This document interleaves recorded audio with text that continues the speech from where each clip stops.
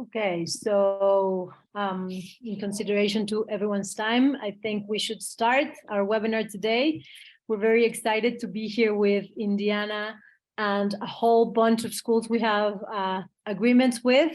You're going to be hearing from the School of Business, from the School of Law, from the School of Philanthropy, and a couple of others. So it's very exciting that you guys have a lot of options for your postgraduate programs. With Kelly, with Indiana, it's one of our favorite universities. It's very close to FUNED's heart. Our director went there. It's an alumni from Indiana, and we have a lot of students that have gone there and have enjoyed their experience. So without further ado, I leave you with Seth, who's going to talk a little bit in overview about the university. And then each one of the schools is going to have a couple of minutes to present their programs, and then we'll have a quick Q&A for any questions you guys might have. So thank you so much for being here. Thank you, Indiana, for joining us and for your time and presentations. Hello, everyone. My name is Seth Walker. I am the Director of International Partnerships here at Indiana. And so I'll do a little logistics, housekeeping, I don't know what you want to call it, but I'll give a little bit of an overview of the Indiana University system, and I'll tell you what we're going to go through today. And then, yeah, we'll jump right in. I'm sure everyone is not looking forward to hearing me talk for too long. So I'll keep my comments really short. We'll let you know what we're planning on doing. So this is a little bit of an agenda for the day. I'll give a little bit of an overview of Indiana, 3 minutes maximum, and then we'll go through a few of the schools within Indiana University system that have agreements with FUNED, so you can understand a little bit more about the programs that are be offered through the FUNED agreements. So and just to give you a little idea, we'll go through business, Kelly School, law with Maurer. I might talk a little bit about public and environmental affairs with the O'Neill School. And then we also have engineering technology in the Purdue School up in IUPUI. And then Molly might give a little bit of an overview of the Lilly Family School of Philanthropy. And then, like we said, a little bit of time for Q&A. So what is Indiana University? For those of you who are unaware, Indiana University is actually a system school. So we have 9 different campuses. 2 of the campuses, kind of the core campuses, are represented here in Bloomington, as you see on the map, and then just north of Bloomington in the state capital of Indiana, the 14th largest city in the United States, Indianapolis. So with being a system school, there's a lot of different locations around the state of Indiana because we serve the state. We're a public school, which means that we're owned by the state of Indiana, with almost 100,000 students across the entire system. One kind of defining feature of Indiana University, the system, is what we're known for when it comes to research. So just to give you an idea, Indiana University is a member of, starting from the right and going to the left, we're a member of the Association of American Universities. This is an invite-only small group of 62 universities in the United States and 2 in Canada. And you've heard of many of them. They're the Harvards, Yales, Princeton, Stanfords. Those are a lot of the private schools. A lot of the public schools in the AAU are university ofs, so University of Michigan, Indiana University, Rutgers University, University of Iowa. So this group of schools, in order to be invited to AAU, you have to meet certain thresholds, and one of those thresholds is research or funding for research. And so if you're looking for research, you're looking for areas where the faculty members are not only teaching, but also going through a lot of research and using a lot of research dollars from the US government. The AAU schools is a great opportunity, and Indiana is proudly one of those members of the 62 of the AAU schools. On top of that, IU Bloomington's campus is a member of the Big Ten Academic Alliance. So it's an athletic conference, the Big Ten, but it's also has an academic wing. So when it comes to research, the Big Ten Academic Alliance has over $10 billion in research funding, a lot of that from the US government. So these are institutions like University of Michigan, Northwestern, University of Minnesota, Ohio State University, Rutgers, Nebraska, Iowa, a lot of large flagship schools in the Midwest and rapidly expanding around the US. So it's definitely a research-heavy institution. And lastly is the Carnegie classification of institutions of higher education. That actually lives in Indiana University Bloomington's campus, this Carnegie classification. And both IUPUI and Bloomington are either rated as a high or very high research universities, so doctoral granting universities. So the highest level of research and the highest level of funding for research exists on our campuses, our two campuses, and the system as a whole. So that's just to give you a little bit of a sense of where we are and kind of what type of institution we are. We're large research and doctoral granting institutions, and we're member of three at least very large, very well-known organizations when it comes to research. So that's just a quick, just wanted to give you an overview of what kind of institution Indiana University is. And then we wanted to definitely hand it over to probably what you're really here to hear about is the specific schools and the opportunities that are available, especially under this FUNED agreement. So without further ado, we'll kick it over to the Kelley School of Business. Anna can talk a little bit about that. Thank you, Seth. I'm going to share my screen. So I was saying before, I'm going to do my best to keep these really short. Oops, sorry. Let me see what happened here, because you can't see my screen, right? Something happened. We can see it. Yeah. Oh, okay. I couldn't see it, so I got a little bit lost. Okay, here we are. So I'm going to talk real quick about the Kelley School. The MBA program is a 2-year program, and it's, as Seth was saying, maybe a lot of you don't even know where Indianapolis or Bloomington is. So we like to call the MBA program our hidden gem, because not a lot of people are aware of this program, and it is a great program. So one of the things that I would like to talk about is how customizable your MBA experience can be. So during your first 6 months of your MBA, you'll go through the core and you'll be learning a lot about, business in general. So you'll have a lot of very cool classes. You'll work a lot with your teams. And then during the second, third, and fourth semester, you get to choose your electives and you get to choose your majors. You can choose from different majors, marketing, finance, business analytics, management. So there are several majors and STEM majors, because I know that's very important for some of you. Remember that a STEM major allows you to stay in the US 36 months after graduation. So you have permission to work in the US for at least 3 years after graduation, which I know is something that you guys care a lot about. On top of the academic experience or your majors, we have what we call the academies. And the academies will give you a better sense of the different industries. So it's like a complement to your major.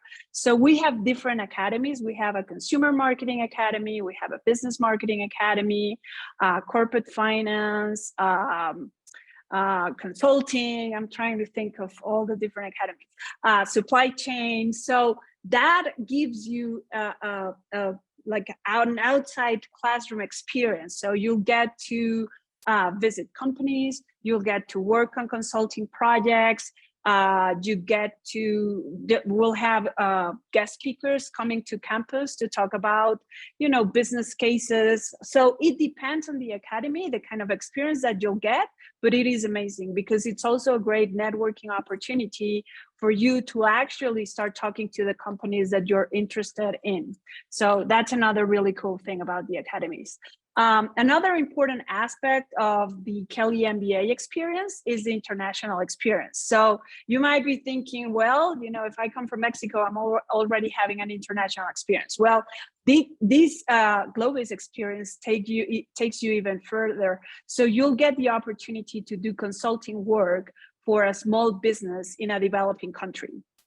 It's an amazing opportunity. You get to work remotely with some of these businesses, and then during spring break, you actually travel to the country to meet with the client, and then you have the opportunity to also do some sightseeing in the country. So it's an amazing experience. We have had several trips. The ones that I can remember right now are Botswana, India, Ghana, Guatemala. We had a Globus Mexico a few years back, Indonesia as well, Vietnam. So there are many options to choose from. So another very interesting experience that we are very proud of. The other thing that separates Kelly or the Kelly experience from other MBA programs is the coaching. So we have an amazing career services team, and one of the things that you go through the MBA experience is that you start thinking about what you really want to achieve after you complete your MBA. So what career you want for you. So the MBA coaches or the career services coaches will actually help you through that process. They'll become your mentors and guide you through the process. So it's also a very cool experience because you get to learn a lot about you, and I'm going to talk about that. Oops, sorry about that. About that, because we have something that we call the Me Inc. experience, where you learn a lot about yourself, you learn a lot about the companies, and then you try to figure out how you can match your profile with the company's profiles. So the GCS coaches, and actually the second year students that become your coaches as well, can help you through that. So coming from Mexico or from any Latin American country, we need to adapt to that new environment. One thing is to travel to the US, and a very different thing is to live and work in the US. So you get to really need to understand how to do that successfully, and the GCS coaches help you with that. So some of the careers that most of our MBA students follow are in consulting, finance, and marketing. I would say those are the top three. For Mexican students, it's actually very similar, although lately we've had a lot of people coming from a supply chain background as well. A lot of people think that because we are located in the Midwest, you'll end up working in the Midwest. That doesn't happen. So we have options everywhere. Actually, we receive companies from everywhere in the US that come to recruit on campus. So it can be on the West, on the East, it can be in the Midwest. So it doesn't really matter. It depends on you, what you want, and all the networking that you do. The other thing that you guys are always interested about knowing is how much am I going to be making after I graduate? So it's around $115,000. It obviously depends on the career that you follow, but you always get a signing bonus of around $20,000, which takes me to my other very interesting point, which is the return on investment. So the return on investment for the Kelly MBA is actually really good. Bloomington is a city where the cost of living is very cheap as compared to other big cities in the US. And the cost of tuition is actually not too high. On top of that, because of the partnership that we have with FUNED, we offer students coming from Mexico a pretty good scholarship. So it can be, you can receive up to $35,000 per year. And if you consider that the cost of tuition is around $55,000 per year, it's actually a pretty good deal. So just to finalize, you can, I mean, we would love to have you in visit Bloomington and obviously visit Kelly. So if you want to visit Bloomington and are interested in learning more about Kelly, you can always find us on the website and you can schedule a tour there. Also, feel free to reach out to me. I'm an alumna. I graduated in 2004, so I'll be happy to meet with you. I actually live in Mexico, so it's pretty easy to get in touch. And that's it. I think I was able to say in my 5 minutes. That's perfect. Thanks so much. Great overview. I think if now we could pass it on to Gabe at Maurer School, talk a little bit about law at IU. Wonderful, thanks, Seth. My name is Gabrielle Goodwin, and I am the Director of Graduate Legal Studies and a professor here at Maurer School of Law. And I also have some slides that I'm going to share. If I can make that happen. All right, can you see the slides? Yes, okay. So Indiana University has our School of Law. We have another law school up in Indianapolis, but at our Bloomington campus, this is our main law school. And it is some general information about IU, some beautiful pictures, and some high rankings of this being a really wonderful place to come to study. I think everyone would agree. Bloomington is kind of a small city. It's very easy. It's very comfortable and safe. And we really consider it to be a fantastic place to spend a year or more studying law. Our LLM program, and that's what most of our international students come to do, is highly ranked. We offer a lot of opportunities, including some specializations and some areas of law that are considered to be best, some of the best in the United States. Lots of different things to study, to specialize in, and our cybersecurity and information privacy specialization, which is really quite popular and innovative, has been ranked one of the top 10 in the whole world. So we're really thrilled about that. And then we also have other specializations in just about any area you would be interested in. These are the official specializations, but we have others that we can do on kind of an ad hoc basis. And the specialization is part of the LLM degree. It's not something that is required in case someone wants to come and just take a variety of classes and enjoy whatever they are interested in.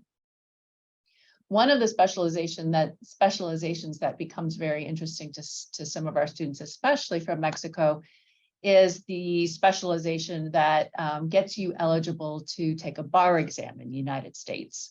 And so depending on your background, whether you have a first degree in law from your home institution, that is definitely a possibility, and we can make sure that you're eligible for that. A few other degree options, of course, you can do a thesis. We have an English for Law 2-year program that incorporates English into the LLM. And for students who are otherwise highly qualified but need a little bit help with English language instruction, that's a possibility. And then a new program that we're really excited about is the Learning and Working LLM program. And that guarantees an internship in the second semester of the LLM program. So we've made a really good partnership with OIS, the Office of International Services here on campus, to make it possible for a student to work in an internship and get academic credit during the year. A few other possibilities, we have doctoral programs, and we also have advanced standing JD possibilities, where a student can come do an LLM and then use some of that credit in applying for the JD program, so that the JD program, which is normally 3 years, is reduced to as little as 2 years. A couple other just kind of really exciting things that are on campus and at the law school, a number of research centers. So depending on what your interest might be, you'd be able to be involved in, say, the Center for Constitutional Democracy or the Center for Intellectual Property Research. Many of our LLM students are involved in the CIPR and really get this great chance to work in high-level IP research. And we also have clinics available for students to become involved and work with the local population to do kind of client-based work, so that an IP law experience working with someone with an IP issue, or the conservation law clinic working with someone with a group or an individual that has an environmental law issue. So lots of opportunities, and more clinics are coming in the near future. Some of the highlights that we think make the Maurer School of Law really exciting and different from other law schools. So we do have students coming from all over the world. And not only are you taking your law school classes with American JD students, but from all of these students coming from different backgrounds. We have an intensive summer start program that lets you take some legal English if you need it before you start, as well as one of the required introduction to US law classes.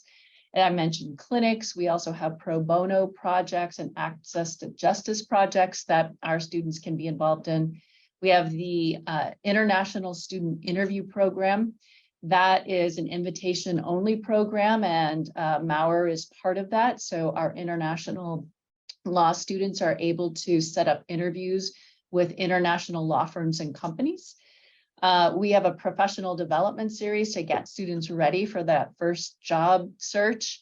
And then plenty of student organizations that we encourage all of our students to become members of and really expand your networking and your learning from others and having friends all through the law school. Just a few numbers here. Our tuition and fees, the LLM tuition is about $48,000 for the year. But because we are such great partners with FUNED, and we're very happy about that, we offer a really nice scholarship for anyone coming through FUNED, up to 50% of the cost of tuition for that program. And I've just put a few other bits of information here that I think might be of interest. And I'm going to stop now and be here to offer more information if there are any questions. So thank you very much. Thanks so much, Professor Goodwin. Next up, we're going to have Michelle, who's the director of the Master's Program Office at the Paul O'Neill School of Public and Environmental Affairs, talk a little bit about O'Neill and the MPA program or Master's programs at O'Neill School. Yes, great. Thank you so much, Seth. I'm going to go ahead and share my screen as well.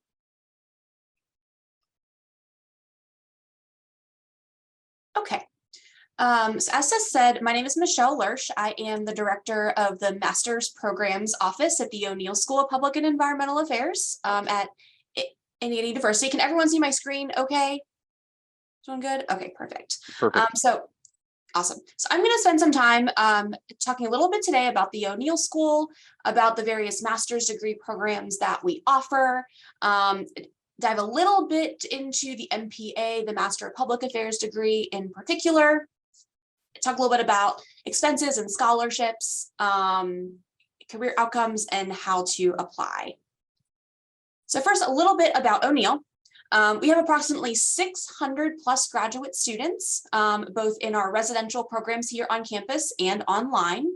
As my colleague said, we welcome students from all over the world, from many, many different countries. We study the people, policy, and the issues that affect the planet. So we really see that the commonality among our students is that they want to go back to their home communities and impact positive change, or do something good to benefit their society and their community. We truly say that we lead for the greater good. Everything that we do is about the larger whole. So that's what we're all about at the O'Neill School. We do currently have the #1 ranked public affairs graduate program in the US, and we're really proud of that. We also have some other specialties under our Master of Public Affairs that are highly ranked. So also earning a #1 ranking are our environmental policy and management concentration, our nonprofit management concentration, and our public finance and budgeting concentration. Also ranked pretty highly in public management and public policy analysis. And again, as I mentioned, about 600 plus graduate students here in the O'Neill School. About 10% of our student body are international students coming from outside of the United States. We also have about 37,000 plus living alumni that are really, really engaged with our student population. And I'll talk a little bit about that again here in a minute. Okay, so our program offerings. We have 6 core master's programs offerings. First is our Master of Public Affairs. We also offer a Master of Science in Environmental Science. That is a STEM OPT eligible program. As well, if you're looking to stay in the United States for a little bit longer post your degree program, that would be one that you'd be eligible for a STEM OPT extension. We also offer a Master of Environmental Sustainability, a Master of Science in Healthcare Management, a Master of International Affairs, and then a Master of Arts in Arts Administration. We jointly offer the Master of Science in Healthcare Management with our colleagues at the Kelley School, who are also here, and we jointly offer the Master of International Affairs with the Hamilton Lugar School here at Indiana University. You'll also see that we offer some dual degree options. So you can do our Master of Public Affairs with both the Master of Science in Environmental Science and the Master of Arts in Arts Administration for just 1 extra semester. Most of our programs are about 2 years in length, but we do have 3 of our programs, the Environmental Sustainability, the Healthcare Management, and the International Affairs programs that are only 1 year. And you would either start in the summer or fall semester for those programs and then stay for 1 calendar year. But the MPA is 2 years in length, and then you'll see that you can do any of the dual degree options in about 2.5 years. Okay. So I'm going to dive into, actually, I'm going to go back 1 slide and talk just a little bit more in detail about the MPA. So a bit about our Master of Public Affairs. We offer this program both in person and online. It's 48 credit hours. Half of those credit hours you can expect to be in the core curriculum, meaning that every student takes these courses, and they're listed here. So you can see that everyone takes a statistics course, a course in evidence-based decision-making, an economics course, a public policy process course. We also have a version of that particular class that covers comparative and international policy, which tends to be really popular with our students from outside the United States. A public finance course, a social equity and justice course, a leadership course, and then every student does a capstone. Go back 1 more time to concentrations. Yes, so each of our MPA students selects 1 or more concentrations. So we actually allow students to double up. So if you're interested in, say, nonprofit management, but also policy analysis, you're able to do both of those concentrations, typically without adding any extra time to the degree. But we have 12 different concentration options under the Master of Public Affairs. And again, every student does a capstone in lieu of a thesis because we're a professional master's program. The capstone serves as a culminating experience to the MPA, where you'll work with a client on a consulting type of project. And that usually happens in the last semester with us. You're also required to do an internship. And that usually happens in the summer between year 1 and year 2. And we have a fantastic career services office that can help you look through what those opportunities might be. So, okay. A little bit about estimated expenses and funding opportunities. So as my colleagues mentioned, we are also a partner with FUNED, so we are able to give pretty substantial scholarships to students coming to our programs. So on this slide, you can see for each of our programs what the estimated cost will be before a scholarship. And then this is just a little bit about how our process works. As a partner program, you don't need a separate application as long as you apply by our priority deadline. You'll automatically be considered for funding, usually about 25 to 50% of your tuition. We also offer, oops, I am not flipping around here appropriately. My apologies, I'll get there.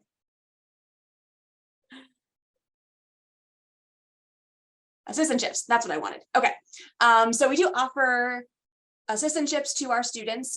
They usually come in the form of hourly employment, usually supporting an administrative function, a faculty member, or a teaching function in the school. We also promote some opportunities across IU's campus as well, to students to, work while they're here. Okay, a little bit about career services. So as I mentioned, we have a really fantastic career services office that works with our students on both internship and full-time employment. Some stats from our 2020 and 2021 graduating class, we saw about 98% of our graduates were employed or continuing their education post 6 months of graduation. And you can see that our graduates typically go pretty equally in the public, nonprofit, and private sectors. And that is true of our students working both here in the United States and internationally abroad. Okay. Finally, a little bit on how to apply. So you would apply through IU's graduate application. We do not require the GRE for any of our master's programs. We would need a transcript from every college or university that you attended, 3 letters of recommendation, a personal statement, and a resume. So it's a pretty standard application process. We do offer rolling admissions. So as soon as you submit your application, you can expect a decision from about 2 to 3 weeks from the time that we have all of your application materials. And then we typically follow up with any scholarship offers shortly after that. At this point, I'll be quiet, and I will be here at the end to answer any questions. You can also reach out to either one of my recruitment colleagues here on the screen. O'Neill GD is our email target. We'd be really happy to talk with you further. So thank you for having me. Thanks so much, Michelle. That was great. Next up, we're really excited to have Dr. Paul Salama, who's the Associate Dean of Graduate Programs at the Purdue School of Engineering and Technology.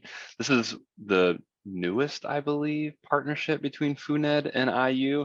So this school is located, I'll obviously let Dr. Salama do the rest of the presentation, but this school is located on the IUPUI campus. So I was showing Bloomington and Indianapolis.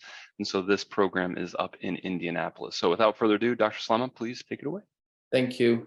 Can you guys see my screen? Yeah, perfectly. Looks great. Great. So happy to be here to talk about our school. So we, as Seth mentioned, we are on the IUPUI campus. That's not the only unique thing about us. The other unique thing about us is that we offer Purdue degrees. So we are actually the Purdue School of Engineering and Technology. We have 3 engineering departments. They're biomedical engineering, electrical and computer engineering, mechanical and energy engineering. We also have 4 technology programs, computer and information graphics technology, engineering technology, music and arts technology, and technology leadership and communications. So we offer both actually Purdue degrees, so all our engineering degrees are Purdue degrees at the BS level. And most of our technology degrees are Purdue degrees, with the exception of music technology and music therapy. These happen to be IU degrees.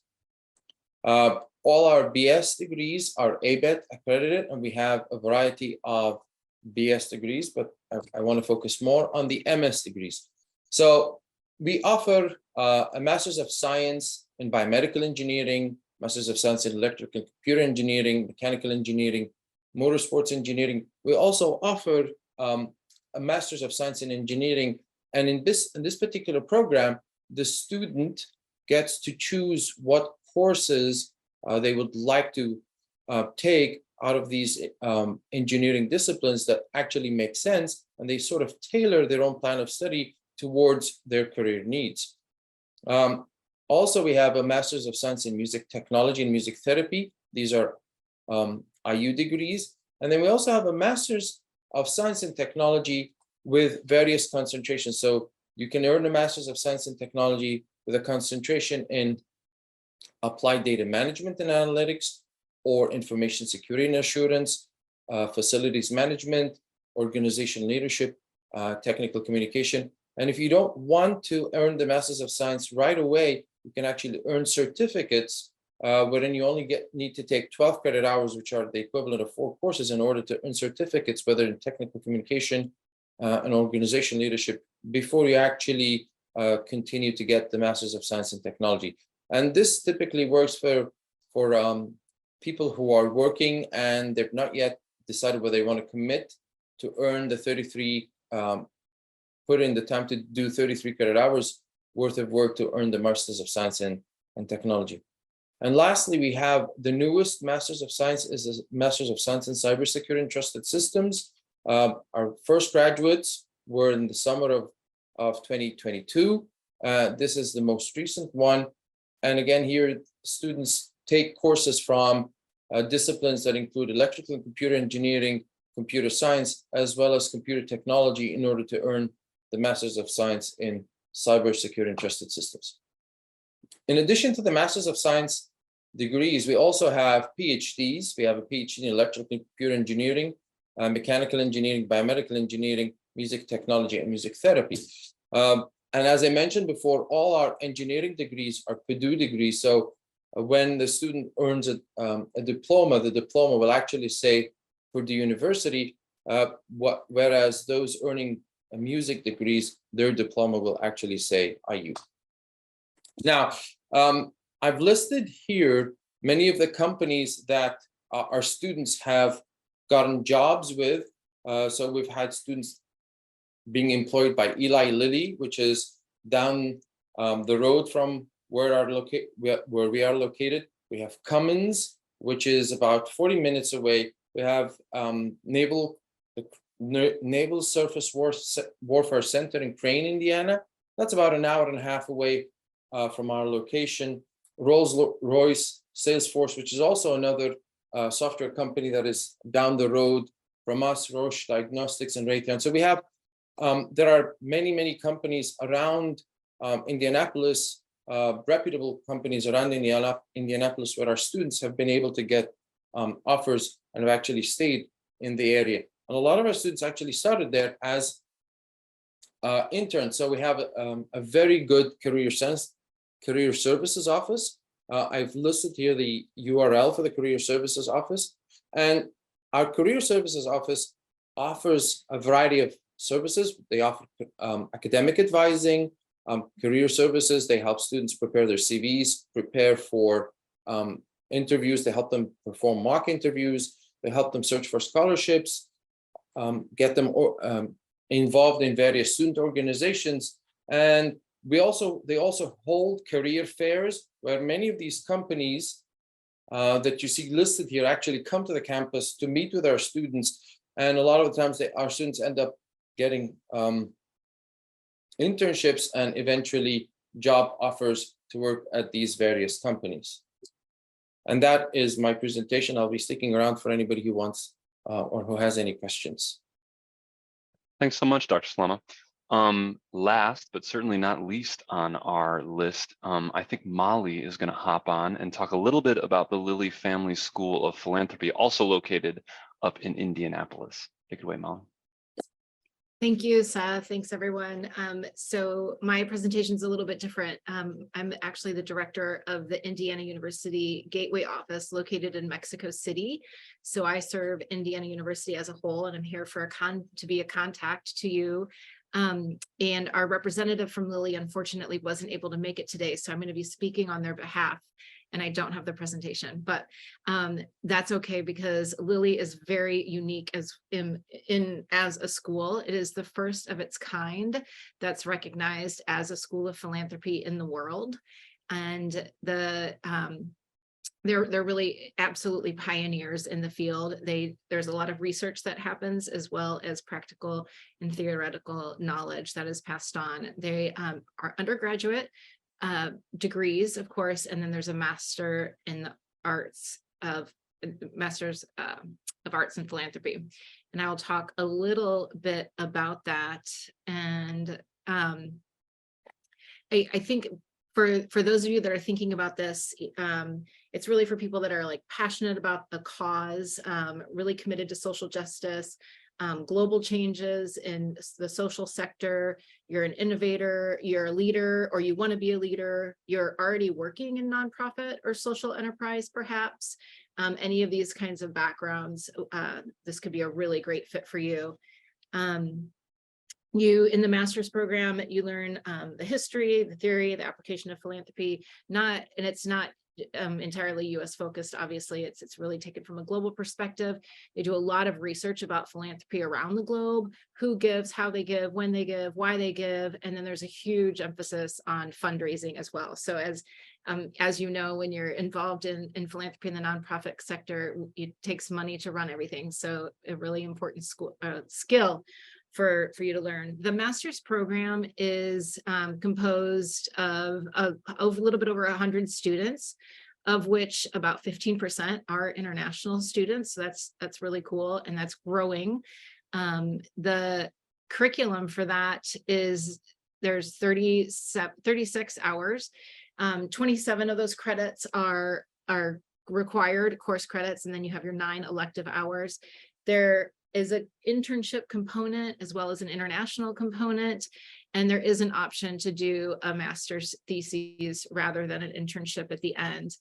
And again, you're going to learn about everything from the nonprofit and volunteer sector, law in the nonprofit organizations, talk about fundraising, history, also like gender and philanthropy, which I think is really interesting.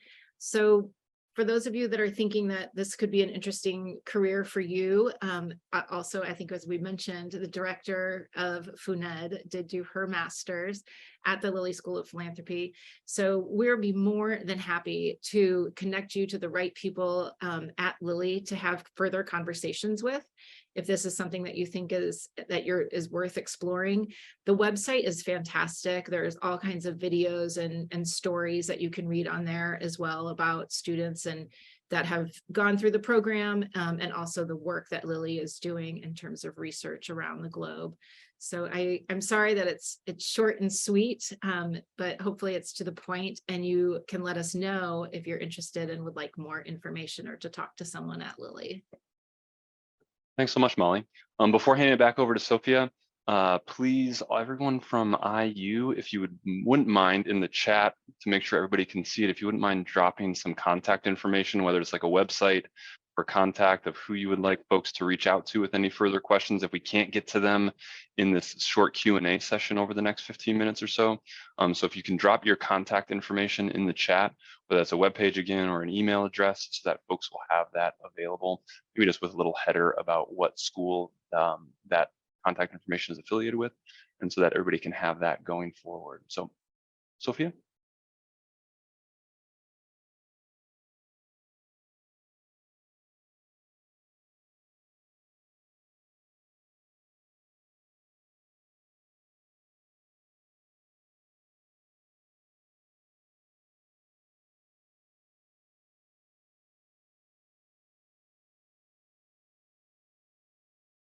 Oh no, I think you're still muted. I think the only thing that we were planning on doing is doing a short Q&A session if anybody had any questions who's on the call. If you have any questions about any of the schools here at IU or general policies about admission or questions specifically about the programs, feel free to either drop those in the chat if you're joining on YouTube or joining on Zoom, or if not, please, I think you might have the ability to unmute yourself and ask the question to the group. So feel free to drop those in the chat if you have any.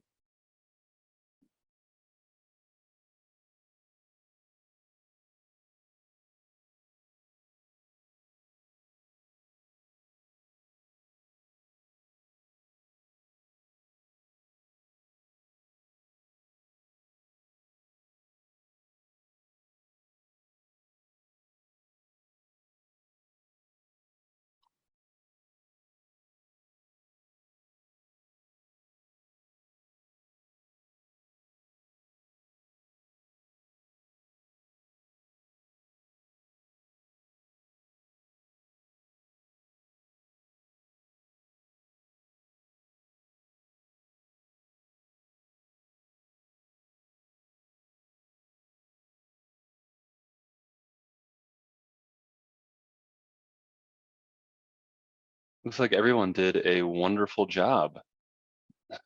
Too good of a job, maybe, that there's no questions. Oh, perfect.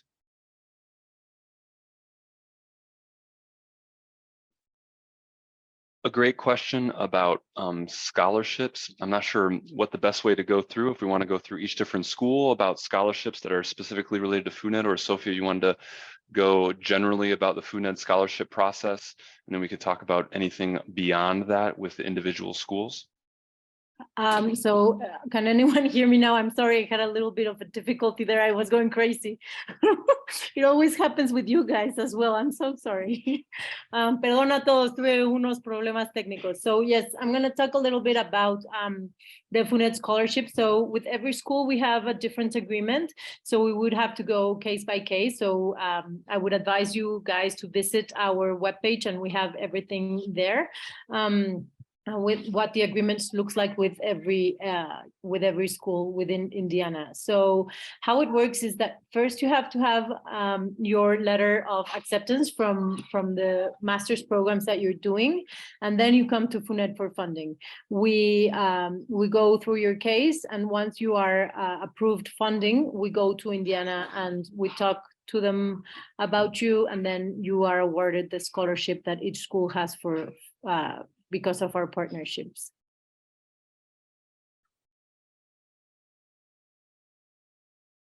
I'm happy to chime in about what the Lilly School offers as well. So each school is a little bit different, but for the Lilly School, you are awarded a scholarship of $3,000. And in addition to that, you will be awarded a graduate assistantship that includes insurance and is $12,000 per year.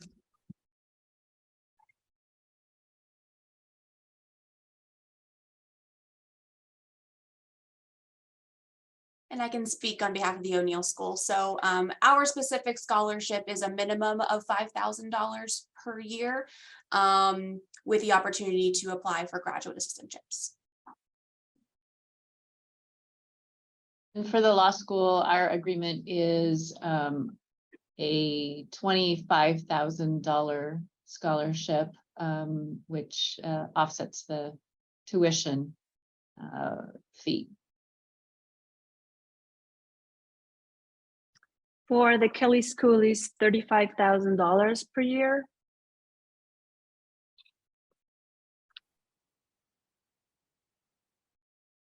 I'd also mention that for all of us, all the schools in Bloomington or Indianapolis, that the cost of living in Indiana is really so much better than many places in the United States. So it's a fairly low cost of living and a really good quality of living in Indiana. And I think that's a real benefit to IU.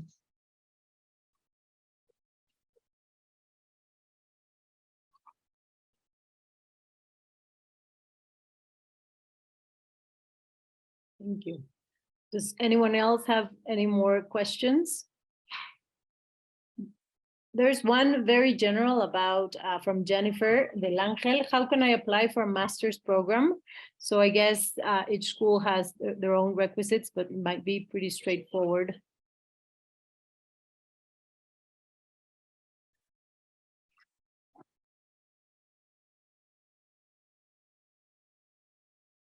Does anyone want to answer that? Like in general, what you guys, what they need to apply for the master's program? So with regards to the School of Engineering and Technology, we typically require 2 letters of recommendation. And in the past, we used to require the GRE, but we've waived that and we're continuing to waive that. In addition to the application, and the application can be filled out online. With a minimum GPA requirement of the equivalent of 3.0. Thank you. Does anyone else have a question? ¿Alguien más? ¿Alguna pregunta? Aprovechen. Estamos aquí con muchos representantes.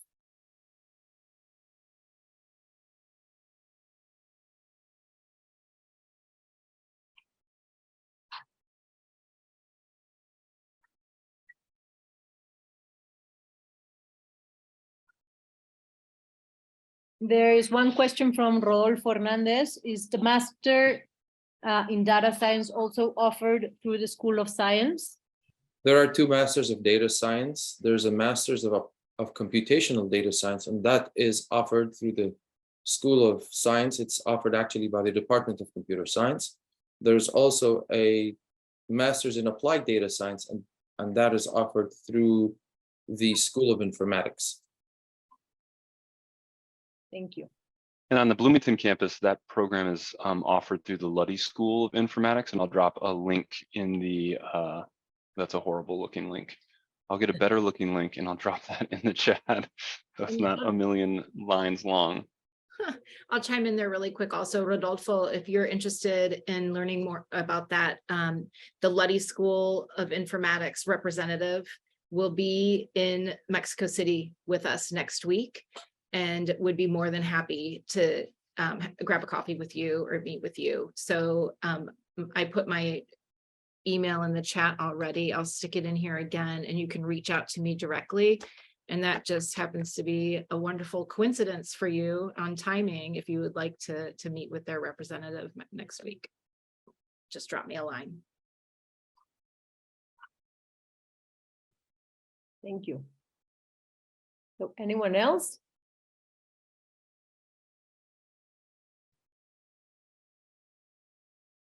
Everyone is hungry, I guess. Okay, so I just want to thank everyone for being here. Muchas gracias a todos y a todas las que nos acompañaron. I'm very glad that you got to hear a little bit about every school and what they offer for you and the great opportunities that you might find in Indiana. So don't be shy about getting in touch with anyone if you have further questions. Also, if you know anyone else that might be interested in the University of Indiana, we're going to upload this session in a couple of days. So it's going to be on our webpage and you can share that with anyone. So without, I won't say anything else. Thank you very much, everyone, for being here and for your presentations, and hope we get a lot of inquiries. Gracias, muchas gracias. Thanks so much, everyone. Thank you. Thank you, Seth. Gracias, Sofía. Bye. Reach out to- Bye. Bye.